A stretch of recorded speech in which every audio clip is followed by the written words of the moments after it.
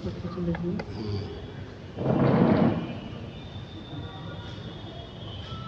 के इस press conference में उपस्थित मंचासीन सभी अपने नेताओं का मैं स्वागत करता हूं और आप तमाम print media, electronic media, YouTuber सभी भाइयों को मैं सम्मान के साथ अभिवादन करता हूं, शुक्रिया अदा करता हूं। आज जो प्रेस कॉन्फ्रेंस में आप सभी को जो बुलाया गया है, आज का दिन काला इतिहास के रूप में जाना जा रहा है। देश के गृह मंत्री जी का जो पार्लियामेंट में जो बयान आया, इस बयान से पूरे देश के 90% आबादी आज मर्माहत है। देश के गृह मंत्री जी का जो वक्तव्य है, इस वक्तव्य को हम राष्ट्रीय जनता दल परिवार घोर निंदा करते हैं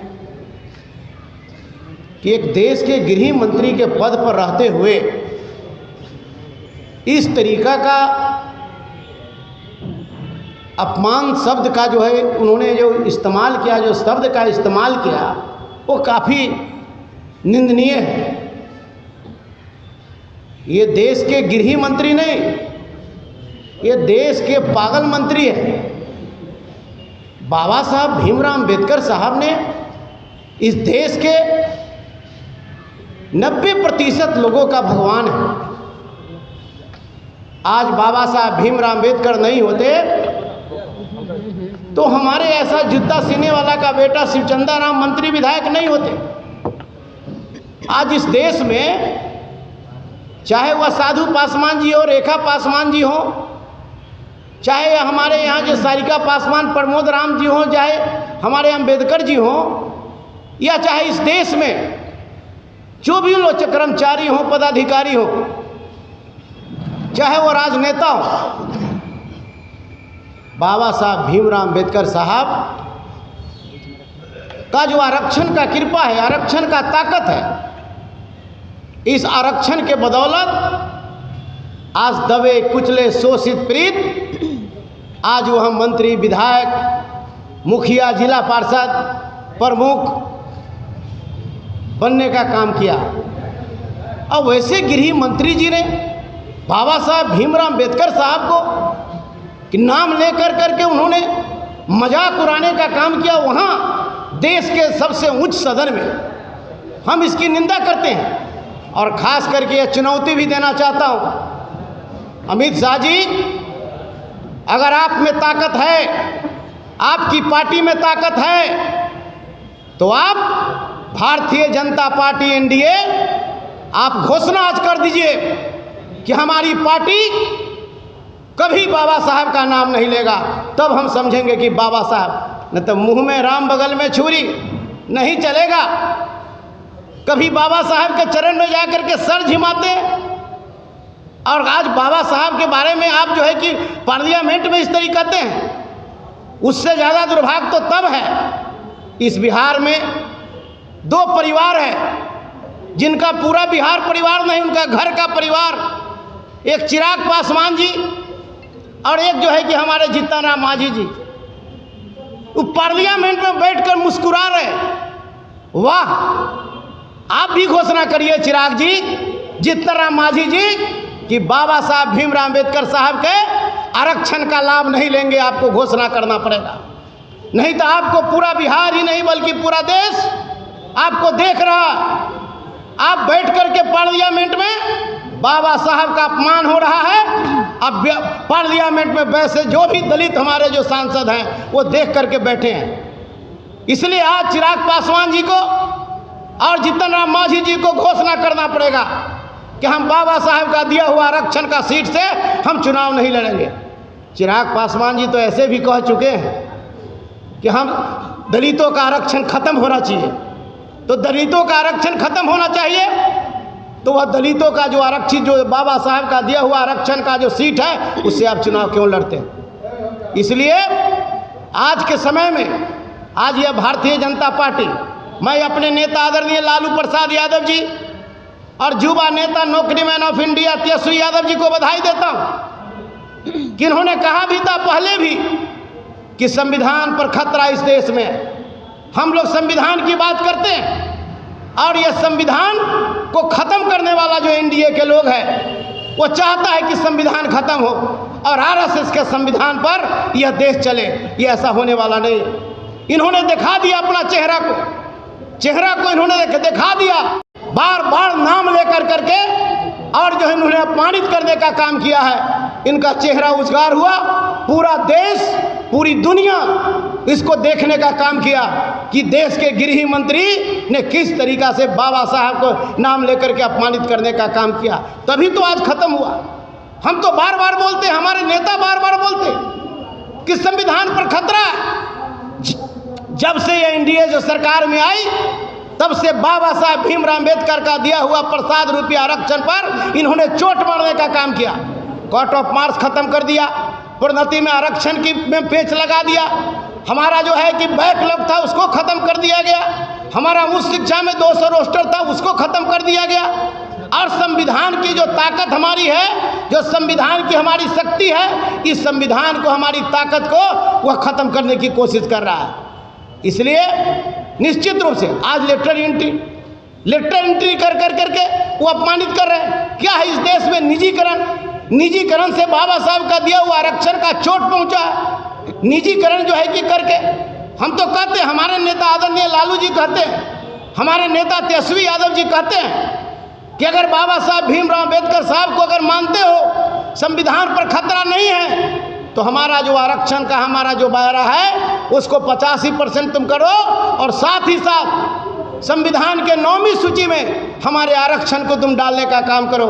लेकिन मन में तो खोट है, मन में खोट रहकर जो उजगार इन्होंने पार्लियामेंट में करने का काम किया, आज स्थिति इस तरीका का नाजुक बनते जा रहा है। इसलिए मैं आप सभी से कहना चाहता हूँ कि आज के समय में ये संविधान विरोधी है। संविधान के जो ताकत को कमज़ोर करने का काम कर रहा है, संविधान के शक्ति को यह कमज़ोर करने का काम कर रहा है। इसलिए हम आज आपके बीच निश्चित रूप से कहना चाहता हूँ, पूरे देश के जो है कि दबे कुचले 90% जो लोग हैं, वो अमित शाह जी और एनडीए के लोगों को कह देना चाहता कि अमन छीन लेंगे, चमन छीन लेंगे, अमन छीन लेंगे, चमन छीन लेंगे।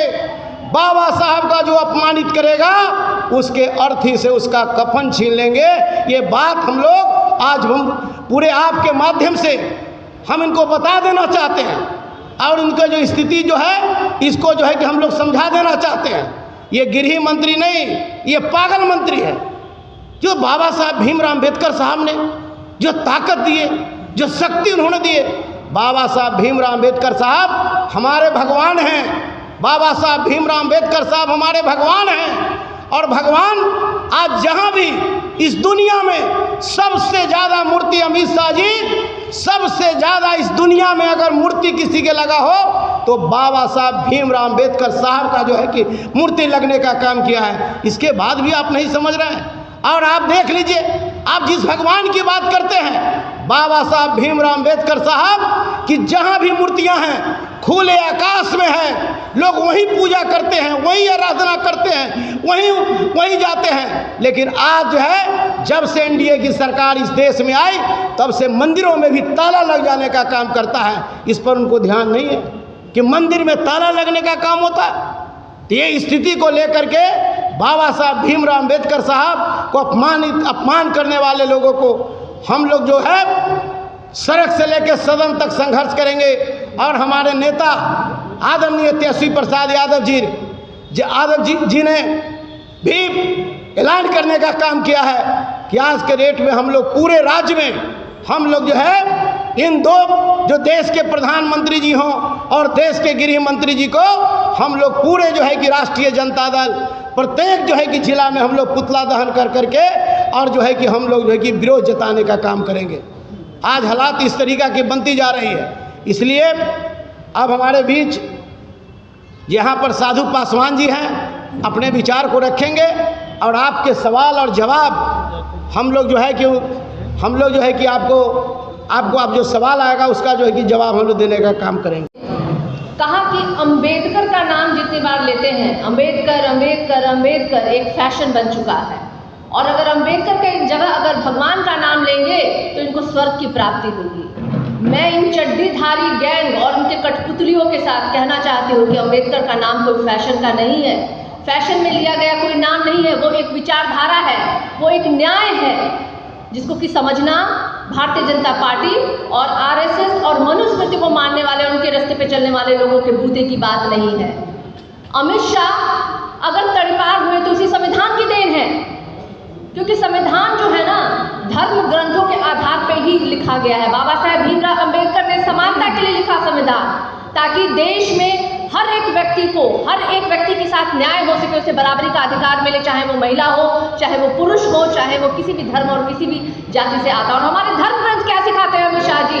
अमित शाह जी को पता नहीं होगा कि हमारे धर्म ग्रंथ, चाहे जितने भी महाभारत, रामायण और गीता है, उसमें क्या लिखा गया है कि मनुष्य को बराबरी का अधिकार होना चाहिए, एक दूसरे के साथ भाईचारा होना चाहिए, प्यार होना चाहिए, मोहब्बत होना चाहिए। लेकिन क्या ये भाषा अमित शाह जी समझते हैं? क्या ये भाषा मोदी जी समझते हैं? क्या ये भाषा आरएसएस और भारतीय जनता पार्टी समझती है?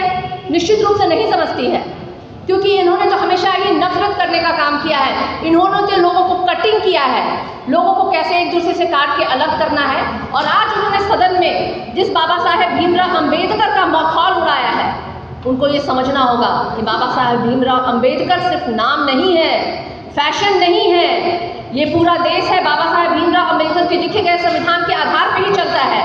आज अगर सदन में जब वो जा रहे हैं तो शपथ भी अगर ग्रहण कर रहे हैं तो उसी संविधान को हाथ में लेकर के शपथ ग्रहण कर रहे हैं और कसम खा रहे हैं उसी संविधान की। और इस तरीके से उसी सदन के अंदर संविधान रचयिता का मजाक उड़ाना, मखौल उड़ाना, ये दिखाता है कि अमित शाह या भारतीय जनता पार्टी के लोग कितने कुंठित व्यक्तित्व के लोग हैं, कितने घृणित मानसिकता के व्यक्ति हैं। इनके लिए एक ही बात कह सकते हैं हम लोग, जो बार बार कहते हैं हिंदुत्व की बात करते हैं, प्रभु की बात करते हैं, तो प्रभु और हिंदुत्व की बात करने वाले लोग आपको ये समझना चाहिए कि बाबा साहेब भीमराव अंबेडकर प्रभु के भेजे हुए दूत थे, जिन्होंने संविधान को लिखा, उस संविधान में जिन्होंने बराबरी का अधिकार दिया, भाईचारा और हर एक व्यक्ति के लिए दिया, सिर्फ दलित और पिछड़ों के लिए नहीं दिया। उन्होंने सामान्य वर्ग हो चाहे कोई वर्ग हो, सभी के लिए वो संविधान लिखा गया। और उस संविधान को मैं कहूँगी एक बार अमित शाह जी को कि जब फुर्सत में आए कभी तो पढ़ जरूर ले। अगर पढ़ लिए होते तो शायद आज उन्होंने जो भाषा का इस्तेमाल सदन के अंदर किया है वो करने की वो जुर्रत नहीं किए। लेकिन अगर जो जुर्रत उन्होंने कर दिया है तो 90% भारत की देश की आबादी जो है उनको जवाब देगी। अभी तो पुतला दहन हो रहा है, भारतीय जनता पार्टी का भी दहन होगा, और जो सपने और जो ख्वाब लेकर के वो सदन के अंदर गए हैं, निश्चित रूप से उन ख्वाबों को हम लोग धराशाही करेंगे, नेस्तनाबूद करेंगे। ऐसे विचार वाले लोगों को हम लोग पनपने नहीं देंगे, जो हम लोगों के बाबा साहेब भीमराव अंबेडकर जो संविधान रचयिता, जो देश हमारा भारत देश जिस संविधान के आधार पर चलता है, वो बिल निश्चित रूप से ऐसी भाषा को हम लोग स्वीकार नहीं करेंगे। हम लोग उसकी घोर निंदा करते हैं, आपत्ति व्यक्त करते हैं। हम लोग मांग करते हैं देश के प्रधानमंत्री नरेंद्र मोदी जी से कि अगर आपके अंदर न्याय के भाव है तो अविलंब अमित शाह जी को पद से हटाया जाए, क्योंकि ऐसे व्यक्ति को गृह मंत्री के पद पर रहना कतई भी स्वीकार नहीं है। 90% आबादी को स्वीकार नहीं है और 90% की आबादी जो है इसका विरोध करती है। और मैं 131 सदन में बैठे हुए हैं दलित और आदिवासी सांसदों से ये पूछना चाहती हूँ कि ऐसी अपमानित बयान के बाद वो क्यों चुप हैं? क्या उनके जबड़े सूख गए हैं? क्या उन्होंने अपनी जीभ काट की गुलामी उन्हें सौंप दी है भारतीय जनता पार्टी को?